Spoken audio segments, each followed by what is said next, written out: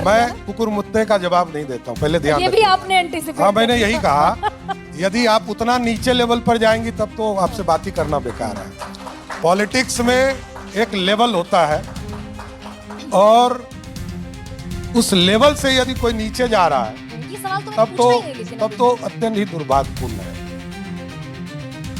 नमस्कार दोस्तों, आज हम बात करने वाले हैं अभी बिहार में एक न्यू सीएम बने हैं सम्राट चौधरी। हम लोग आज बात करेंगे उन्हीं के बारे में। अभी बहुत सारी ऐसी चर्चा चल रही है कि वो 7वीं फेल है और ऐसे कुछ मीडिया वाले जो है उनको पूछी, गरिमा मीडिया जो नाम है उनका, और ऐसे उन्होंने प्रश्न पूछा सम्राट चौधरी से। तो उन्होंने पूछा कि 10वीं कहाँ से किया है, तो वो बता रहे हैं एफिडेविट में मैंने सब कुछ लिख के रख दिया है। और कई सारे ऐसे सवाल हैं जो बहुत ही मज़ेदार हैं और ज़रूर से ज़रूर उनको देखना चाहिए। पहले आप पूरा ये वीडियो देखो और ज़रूर से ज़रूर बताना कैसा है। पहले आप वीडियो देखो। पहले चौधरी इस वक्त मौजूद है, जोरदार तालियों के साथ जरा स्वागत कीजिए। बहुत स्वागत है सम्राट चौधरी आप। जी नमस्कार। अच्छा, आपके सिर पर मुरेठा नहीं है और नीतीश कुमार मुख्यमंत्री की कुर्सी पर बैठे हुए हैं। देखिए, ये जो प्रण था 2022 में मेरी माँ की मृत्यु हुई थी और मेरी माँ की मृत्यु के दौरान जब मैं पहली बार सदन पहुंचा उसमें मैं नेता विरोधी दल था, नेता प्रतिपक्ष। हाँ। तो सदन में जब बैठता था तो एसी का ठंडा लगता और मुरेठा मान के जाता था। नीतीश कुमार जी से उस समय नोकझोंक होते रही, लंबे समय से काम किया हूं। तो उस दौरान उन्होंने कहा, उनसे जब नोकझोंक हुआ तो उनको जरूर मैंने कहा कि आपको मुख्यमंत्री पद से हटाऊंगा तभी मुरेठा खोलूंगा, इसमें कहीं दो मत नहीं। हाँ।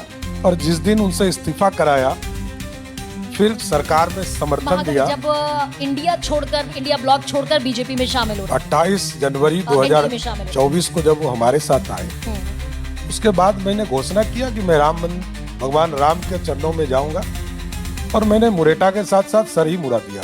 ये तो दरअसल पॉलिटिकल स्टाइल हो गया ना, प्रतिज्ञा तो पूरी नहीं हुई। प्रतिज्ञा पूरी हुई, मेरा राजनीतिक जन्म ही हुआ है नीतीश कुमार को मुख्यमंत्री बनाने के लिए। मैं ये बता रहा हूं आपको, मैं तो राजनीति में था ही नहीं, अर्पण ही। मेरे पिताजी बड़े नेता बिहार के रहे, लालू यादव ने मेरे घर तोड़वा दिए, जेल में डलवा दिया, 22 लोग जेल में रहे। आपके पिताजी तो आरजेडी में थे। अरे नहीं, आप तो आधा कहानी सुनती है ना। अच्छा, अभी पूरा कहानी सुनिए। मेरे पिताजी समता पार्टी के फाउंडर मेंबर थे और लालू यादव जी के खिलाफ जितना वो लड़े होंगे बिहार का कोई राजनेता नहीं लड़ा होगा। पूरा परिवार जेल में रहे और जेल में कैसी यातना हम लोगों ने सहा, ये सोचिए। मेरे घर के अनाज में पेशाब कर दिया पुलिस वाले ने, पेशाब कर दिया, जला हुआ मोबिल फेंक दिया और मेरे घर पूरे ध्वस्त कर दिए।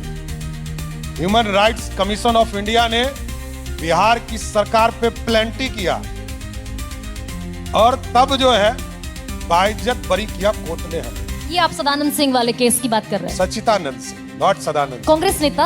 हाँ भाई, सदानंद सिंह नहीं, सचिदानंद। अच्छा, ठीक है। देखिए, वहाँ 2 गैंग वार था, वहाँ वो गांव पानी देने के लिए मशहूर था। अच्छा, मैं इस सवाल पर आई भी नहीं, आपको पता था कि ये सवाल उठेगा? पता नहीं, आपने एंटीसिपेट मैंने कर इसलिए लिया। मैंने कहा उठेगा। आपने लेकिन मैं ये कह रहा था कि 1995 में जेल गया, नहीं तो मैं राजनीति में ही नहीं आता।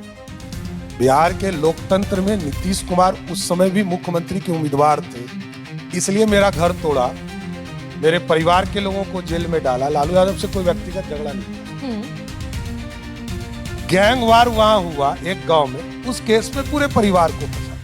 इसलिए मैंने कहा कि मेरे लिए तो नीतीश कुमार जी, जॉर्ज फर्नांडिस, ये लोग 7-7 किलोमीटर मेरे लिए अभियान चलाने का काम किया और पूरे कश्मीर से कन्याकुमारी तक हमारे लिए आंदोलन समता पार्टी ने किया। यानी आप ये कह रहे हैं कि प्रशांत किशोर आज सुबह भी यहाँ पर इसी मंच पर बोलकर गए कि सम्राट चौधरी पर हत्या का मुकदमा है। सम्राट चौधरी 1998 के कांग्रेस नेता 98 की बात करते हैं।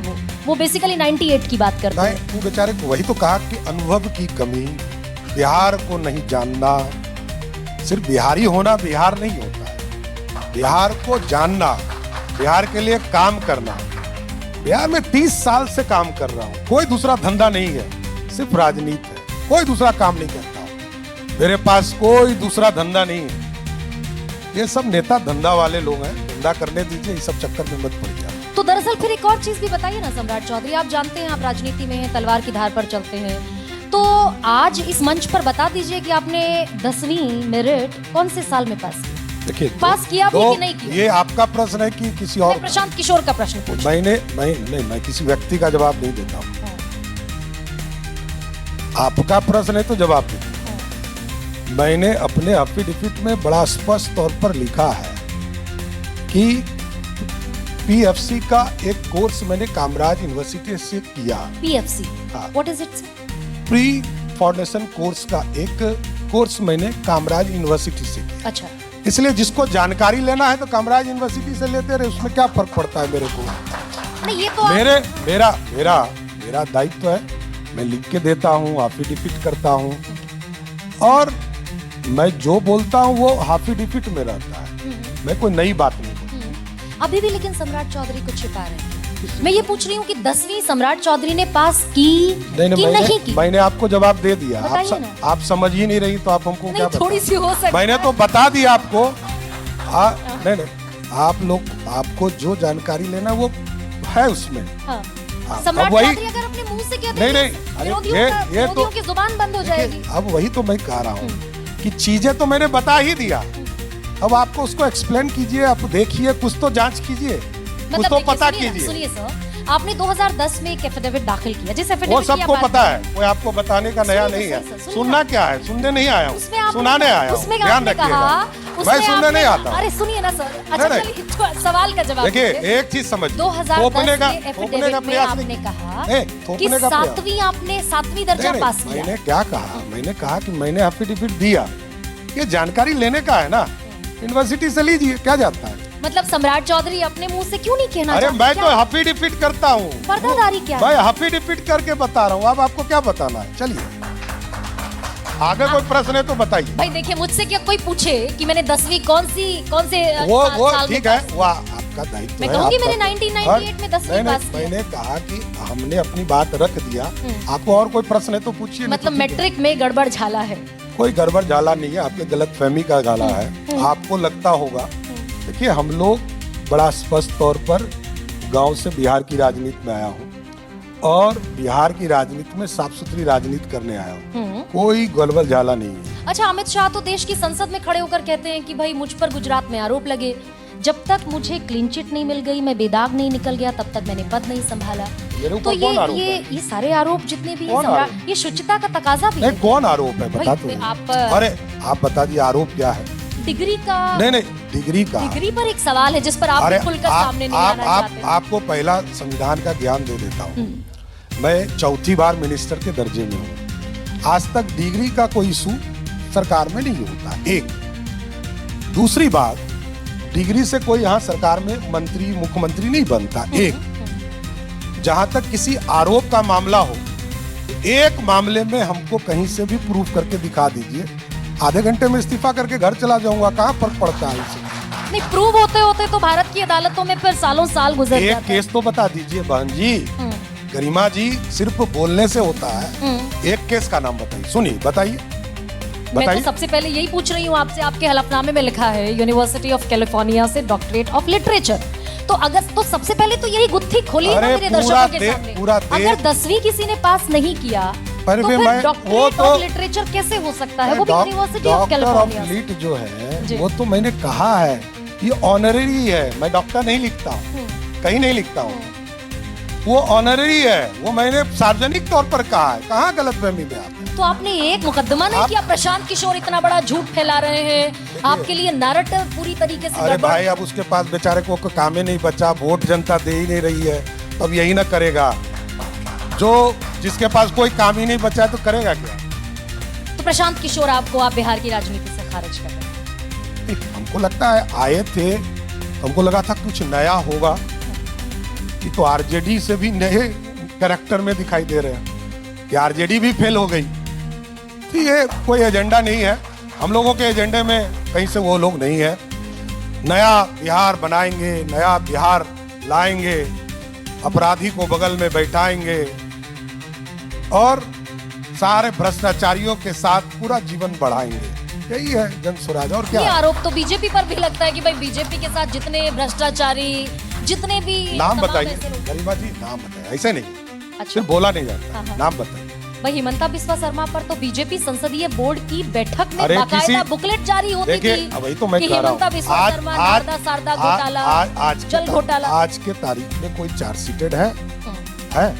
नहीं, ऐसी अरे है क्या? भाई एंटी, अरे है क्या? नहीं ना भाई। अरे नहीं है। अरे सर, अरे सिर्फ बोलने से नहीं होता। अरे सुनिए सर, इकोनॉमिक ऑफेंस विंग से अगर ओके इकोनॉमिक एक दिखा दीजिए। सर सुनिए ना, ऐसे नहीं सुनते हैं। महाराष्ट्र में अरे कभी सुन ही नहीं सकता हूँ मैं। कहकर केसेस बंद करा दिए जाएंगे तो क्या किया जाए? केस बंद होना ये न्यायालय का तय करना है, आपको तय नहीं करना। इकोनॉमिक ऑफेंस विंग तो मुख्यमंत्री के अंडर में आता है। वही तो मैं कह रहा वो तो हूँ, मुख्यमंत्री का मैंडेट है। फिर आप देखिए न्यायालय तय करता है कि कौन सा केस खुलेगा, कौन बंद होगा। भाई इन्वेस्टिगेशन तो पुलिस और इन्वेस्टिगेटिव एजेंसीज करेगी ना। अगर आपकी जांच एजेंसियां सही तब तो तरीके इस से देश में इन्वेस्टिगेट नहीं करेंगी तो अदालत के सामने क्या जाएगा? गरिमा जी, तो इस देश में गांधी परिवार के कितने अवतार देखा इस देश में, कभी बोलती नहीं है आप सुनते हैं मुझे? हाँ एकदम मैं सुनता हूँ। इस देश में गांधी परिवार सारा सुपर पावर वही रहे, अंग्रेजों तक सुपर पावर वही थे, लेकिन इस देश में उस पर कोई चर्चा नहीं करता है। देखिए इस देश को बदलना, सुशासन और सुचिता दोनों के प्रतीक नरेंद्र मोदी रहे, और नरेंद्र मोदी पर भी आरोप लगे थे, कार्रवाई तो किया था, सबसे निकल कर आए। मैं तो वही कह रहा हूं कि हमारे ऊपर कोई आरोप है तो बताना चाहिए। कोई आरोप हो ही नहीं, उसको रोज मीडिया पे बोल रहा है और रोज मीडिया देख चुके दोस्तों अभी जो सम्राट चौधरी हैं तो ये बताते हैं कि हम एक ऐसा कौन सा, मुझे लगता है कोई ऐसा इनके पास कोई ठोस सबूत नहीं है कि 10वीं कहाँ से किया है, और कोई ऐसा ठोस सबूत ये नहीं है कि ये जो एक कोई कोर्स किया है, ये कोर्स का नाम क्या है, ये किसी को नहीं पता है, किसी को भी नहीं पता है। पर अभी मैं बात करूँगा देश चलाने की। देश चलाने की बात ये है कि बिहार तो पहले से भी उजड़ा हुआ है और बिहार को ज़रूरत थी एक अच्छे इंसान की, और वो शायद नहीं मिला। अब मुझे लगता है कि पहले भी वैसा ही चल रहा था, अभी भी वैसा चलेगा। मैं ये नहीं कहूँगा कि शायद ऐसा नहीं है कि कभी कभी जो चीज़ बुरी होती है वो कभी कभी अच्छा भी काम कर सकती है, ये भी नहीं कह सकते हैं, क्योंकि हर समय कोई आदमी इंसान कोई भी गलत नहीं होता है। तो देखो इनके ऊपर बहुत सारे मुकदमे थे, जेल में भी थे, गुंडे मवाली, ये सारे कुछ है, ये सब लोग जानते हैं। फिर भी बिहार के लोग, उनको कैसा पता नहीं क्यों इन लोगों को समझ में नहीं आता कि हमें जिंदा रहना भी है या नहीं रहना है। इन लोगों को कैसे कोई क्या समझा सकता है, इसीलिए हर जगह जाते हैं। हर जगह जाने के बाद बहुत सारे उनके साथ दुष्कर्म होते हैं, इसीलिए क्योंकि वहाँ की सिस्टम बहुत ख़राब है, बहुत सारी चीज़ें ख़राब है। तो इसमें इस वीडियो में इससे कड़वे कड़वे सवाल इन्होंने पूछा है, बिल्कुल सही सवाल पूछा है, जो लोग जनता जानना चाहती है। जनता जानना चाहती है कि ऐसा पॉसिबल है, एक साथी फिर उनको तुम सीएम के पद पर बैठा दे रहे हो, और एक पढ़ा लिखा व्यक्ति यूपीएससी जो क्लियर करता है उसको तुम उस सातवीं फेल के सामने खड़ा कर देते हो। अब तुम यहाँ सोचने वाली बात है, तो मुझे ये नहीं समझ में आ रहा। तो दोस्तों कैसा है, मिलते हैं नेक्स्ट वीडियो में, तब तक के लिए जय हिंद, जय भारत, और कमेंट में जरूर